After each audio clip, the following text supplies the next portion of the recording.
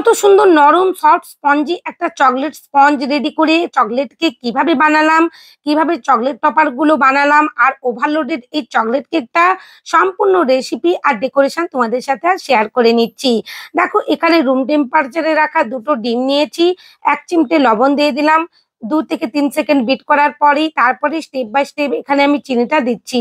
এখানে আমি গুঁড়ো চিনিটা ইউজ করেছি, রেগুলার যে চিনি সেটাকেই আমি ওয়েট করে নিয়ে তারপরে মিক্সি জারের মধ্যে গুঁড়ো করে নিয়েছি। খুব ভালো করে দেখো এখানে আমি কিন্তু 4 থেকে 5 মিনিট বিট করতে থাকবো। চিনি আর ডিমটা খুব সুন্দর করে মিশে যাবে, একটা ফোমি ভাব এসে যাবে। এখানে 4 থেকে 5 মিনিট দেখো আমি বিট করার পরেই দেখে নিচ্ছিলাম, একবার আরেকবার আমাকে বিট করতে হচ্ছিল, যেন মনে হচ্ছিল ঠিকভাবে ফোমি ভাবটা আসছে না। দেখো খুব ভালো করে এখানে ফোমি ভাবটা এসে গেছে, ডিম আর চিনিটা খুব ভালো করে মিশে গেছে। এই পর্যায়ে আমি তেল আর এসেন্সটা দিয়ে দেব। তেল এসেন্স দেওয়ার পর কিন্তু বেশি সময় বিট করা যাবে না, কেবলমাত্র 6 থেকে 7 সেকেন্ডই বিট করতে হবে। এটা যেহেতু চকলেট কেক ছিল, আমি চকলেট এসেন্স আর এখানে ভ্যানিলা এসেন্স দিয়ে দিয়েছি। এরপর বিটারের কাটা খুলে নিয়েছি, আমি স্ট্রেনারের সাহায্যে আগে থেকে ময়দা আর কোকো পাউডার মিশিয়ে রেখেছিলাম, সেটাই দেখো চেলে চেলে নিচ্ছি। 2 থেকে 3 ধাপে কিন্তু মিশিয়ে নেব, আর একই ডিরেকশনে কিন্তু মিশিয়ে নিচ্ছি, কখনোই কিন্তু এলোমেলো মেশানো যাবে না। আর একসাথে কিন্তু সমস্ত ময়দা মেশানো কোকো পাউডারটা দেয়া যাবে না, তাহলে কিন্তু ফোমটা বসে যাওয়ার সম্ভাবনা থাকবে। যেভাবে ধীরে ধীরে কাজগুলো করছি আর দেখানোর চেষ্টা করেছি, প্লিজ কথাগুলো শুনে যদি তোমরা বানাও, দেখবে পারফেক্ট ভাবে বাড়িতে এরকম বেকারির থেকেও সুন্দর একটা কেক বানাতে পারবে। এখানে দেখো স্প্যাচুলার সাহায্যেও আমি মিশিয়ে নিচ্ছি। এখানে একটু ফোমের সাদা ডিমের যে ফোমটা, সেটা সাদা অংশটা রয়ে যাচ্ছিল, আমি ভালো করে মিশিয়ে নিয়েছি ময়দা আর কোকো পাউডারের সাথে। আগে থেকে আমি 6 ইঞ্চির একটা বেকিং টিন রেডি করে রেখেছিলাম বাটার পেপার আর তেল দিয়ে, তার মধ্যে সমস্ত ব্যাটারটা ঢেলে নিয়ে আমি বেক করতে দিয়ে দিয়েছি প্রিহিট করা ওভেনের মধ্যে। এরপরে যতক্ষণ আমার কেকটা বেক হচ্ছিল, সেই সময়টুকুতে আমি কিন্তু এখানে চকলেট টপার গুলো রেডি করে নিয়েছিলাম। এটা একটা আর্জেন্ট কেকের অর্ডার ছিল, তো দেখো আমি একটু সময় নষ্ট করছিলাম না, কিভাবে এরকম আর্জেন্ট কেক গুলোর অর্ডার এলে সাথে সাথে এরকম চকলেট টপার বানিয়ে নেওয়া যায়, আর কিভাবে এগুলোকে সেট করে কেকের মধ্যে ডেকোরেশন করা যায়, সমস্তটাই কিন্তু আমি এই ভিডিওর মধ্যে শেয়ার করছি। আমি যতক্ষণ কেকটা বেক হচ্ছিল সেই সময়টুকুতেই এই টপার গুলো রেডি করে নিচ্ছিলাম। ব্ল্যাক চকলেট কেবলমাত্র এখানে মেল্ট করেছি, তারপরেই দেখো এখানে আমি মোল্ডের মধ্যে দিয়ে স্পুনের সাহায্যে চারিদিকে স্প্রেড করে নিচ্ছি। উনি যে কেকটার অর্ডার করেছিলেন ম্যাডাম, তো সেই রকম ভাবেই আমি করার চেষ্টা করেছি। আর এগুলো কিন্তু ভালো করে সেট করে নিতে হবে ফ্রিজের মধ্যে, তারপরেই কিন্তু কেকের উপর আমরা বসাতে পারবো। এইভাবে চকলেট টপার গুলো মোল্ডের মধ্যে ঢেলে 30 থেকে 40 মিনিট ফ্রিজের মধ্যে রাখলেই অনায়াসে সেট হয়ে যায়। দেখো আমি আরেকটা মোল্ড নিয়ে এসেছি, এই মোল্ডটা খুব সুন্দর একটা ফ্লাওয়ার আসে, তো সেটা দিয়ে আমি কয়েকটা চকলেট বানিয়ে নেব। তো এইভাবে দেখো আমার চকলেট টপার গুলো আমি সেট করতে রেখে দিয়েছি। সেই পর্যায়ে দেখো আমার কেকটাও খুব সুন্দর বেক হয়ে এসে গেছে, একটা নরম সফট স্পঞ্জি কেক রেডি হয়ে গেছে। এরপর আমি তোমাদেরকে ডিমোল্ড করে নিয়েছি, এরপর লেয়ার কাট করেও দেখিয়ে দিচ্ছি। আমার যে সমস্ত বন্ধুদের লেয়ার কাট করতে অসুবিধে হয় কেকের, তোমরা কিন্তু অনায়াসেই করতে পারো ভিডিওয়ে দেখানো টেকনিক অনুযায়ী। এরপর দেখো এখানে আমি ডাইনিং টেবিলের মধ্যে একটা বোর্ড বসিয়ে নিয়েছি, তার মধ্যে ক্রিম দিয়ে দিয়েছি, তারপরে কিন্তু আমি চকলেট স্পঞ্জটা বসিয়ে দিয়েছি প্রথম লেয়ারটা। আর অবশ্যই কিন্তু সুগার সিরাপ ঠান্ডা হতে হবে, কখনোই গরম সুগার সিরাপ দিয়ে কিন্তু সোপ করানো যাবে না।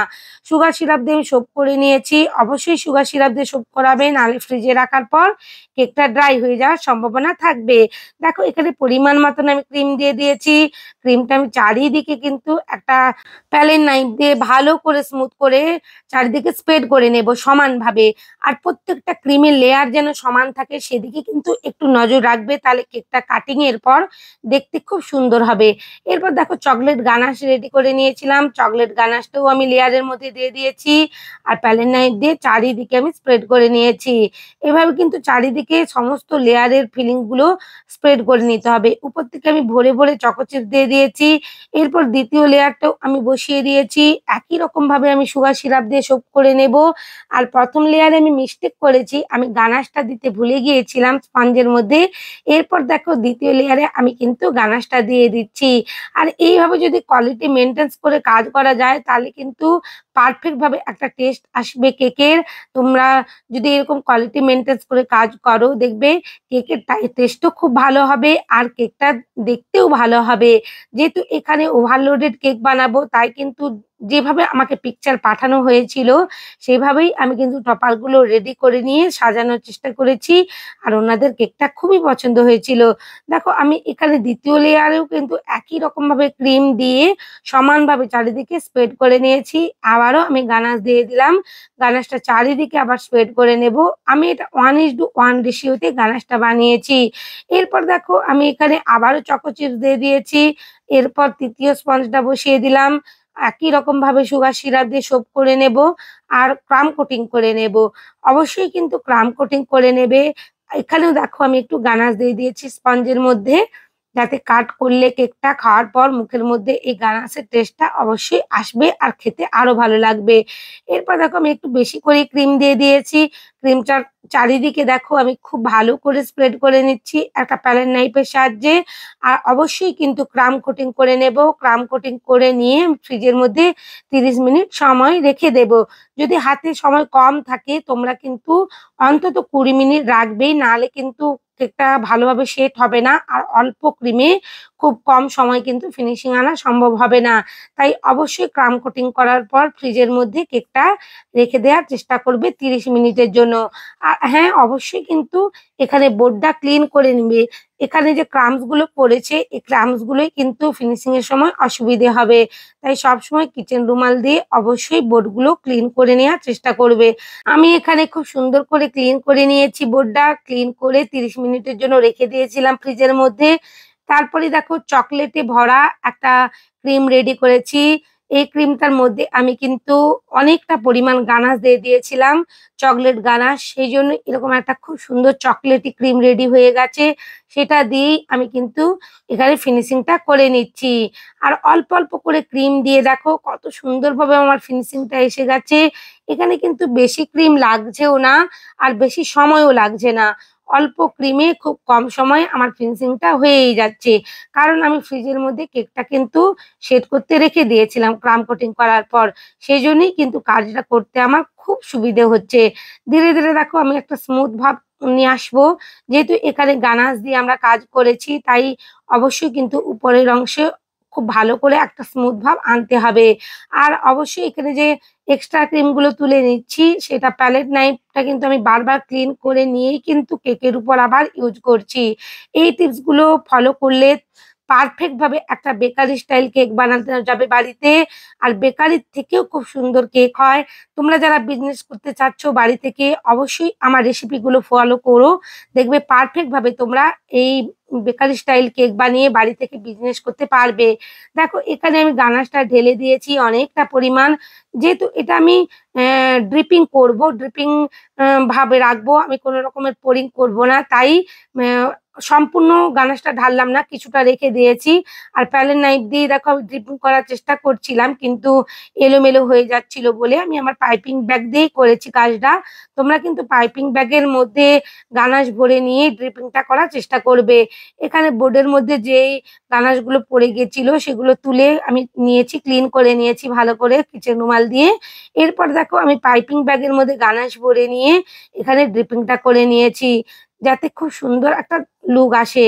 এরপর দেখো এখানে আমি খুব ভালো করে যে চকলেটি ক্রিমটা আরো চকলেট গানাশ মিশিয়ে ডার্ক করে নিয়েছি। আর নূর 7 নম্বর নোজেলটা ইউজ করে ছোট, ছোট করে আমি রোজ করে দিয়েছি। কয়েকটা স্টারও করে দিলাম। আর যে চকলেটগুলো টপারগুলো আমি বানিয়েছিলাম সেগুলোই কিন্তু এখানে আমি ওভারলোডেড চকলেট কেক বানানোর জন্য ইউজ করে নেব। আর নিচের অংশ থেকে একই নোজেল দিয়ে ছোট্ট, ছোট্ট করে আমি স্টার করে নিচ্ছি। এই ধরনের স্টার করে নিলে কেকের লুকটা আরো সুন্দর হবে। আর দেখতেও যেমন ভালো লাগবে, খেতেও ভালো লাগবে। দেখো এখানে আমি যেহেতু ক্রিমের কালারটা আরো ডার্ক করে নিয়েছি সেজন্য দেখতে আরো সুন্দর লাগছে। আর ক্রিমের টেস্টটা তো আরো অসাধারণ লাগবে। এরপর আমি যে চকলেটের যে টপারগুলো বানিয়েছিলাম সেগুলোই এখানে সাজিয়ে দেব। খুবই ধীরে ধীরে সাবধানে কাজগুলো করতে হবে, কারণ এখন ভীষণই গরম। তো গরমে বারবার মেল্ট হতে থাকবে। অবশ্যই টপারগুলো মোল্ড আউট করে ফ্রিজের মধ্যে একটু সেট করে নিয়ে তারপরেই এখানে কেকের উপর ডেকোরেশনে বসিয়েছি। দেখো, যতগুলো টপার আমি রেডি করেছিলাম সব কটাই কিন্তু এখানে আমি ইউজ করে দিচ্ছি। আর ছোট ছোট করে এগুলোতে আমি ফ্লাওয়ার করে নিচ্ছি, যাতে টপারগুলো একটু উঠে থাকে, উঁচু হয়ে আর হাইলাইট হয়। আমার কাছে এক্সট্রা আরো চকলেটের টপার ছিল, সেগুলো দিয়েও আমি কিন্তু কিছুটা ডেকোরেশন করেছিলাম। সেজন্য এই কেকটার অর্ডার, যেহেতু চকলেট কেক এমনিতে একটু ওয়েট বেশি হয়েই যায়, আরো একটু ওয়েট বেশি হয়ে গিয়েছিল। কোনো অসুবিধে নেই, কাস্টমার স্যাটিসফ্যাকশন নিয়েই কথা আমাদের, যেহেতু আমরা হোম বেকার। এভাবেই পারফেক্ট ভাবে একটা কোয়ালিটি মেনটেন করে কেক বানিয়ে বাড়ি থেকে যদি বিজনেস করতে চাও অবশ্যই করতে পারো আমার রেসিপি ফলো করে। যদি নতুন বন্ধু হয়ে থাকো চ্যানেলে, প্লিজ চ্যানেলটা সাবস্ক্রাইব করে দিও এরকম নতুন নতুন ভিডিও পাওয়ার জন্য। আর উপর থেকে দেখো কয়েকটা আমি হোয়াইট কালারের সুগার বল, যেগুলোকে স্প্রিঙ্কেলও বলা চলে, সেগুলোই দিয়ে দিলাম যাতে আরো দেখতে ভালো হয়। কারণ এরকম কেকের উপর যে কেকটা আমাকে রেফারেন্স হিসেবে দেওয়া হয়েছিল, তো সেভাবেই করা ছিল। সবাই খুব ভালো থেকো। অনেক ধন্যবাদ তোমাদের আমার ভিডিও দেখার জন্য।